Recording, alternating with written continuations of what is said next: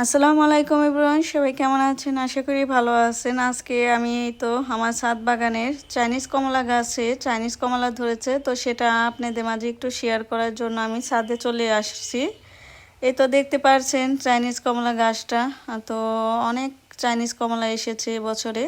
আমার এখানে প্রায় 6টা চাইনিজ কমলা গাছ, তো 6টার মধ্যেই অনেক পরিমাণ চাইনিজ কমলা ধরেছে। তো অনেক গুটি আসছিল, কিছু গুটি ঝরে পড়ে গিয়েছে। তো যেগুলো আছে সেগুলো যদি সেট হয়ে যায় তাহলে অনেক সুন্দর লাগবে।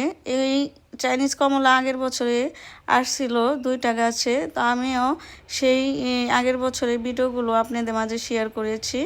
ভাবলাম এই বছরের ভিডিওটা আপনাদের মাঝে শেয়ার করি। এই তো দেখেন অনেক সুন্দর দেখা যাচ্ছে গাছগুলো। আমার চাইনিজ কমলা গাছগুলো কেমন লেগেছে আপনাদের কাছে কমেন্টে বলে যাবেন। সবাই ভালো থাকবেন।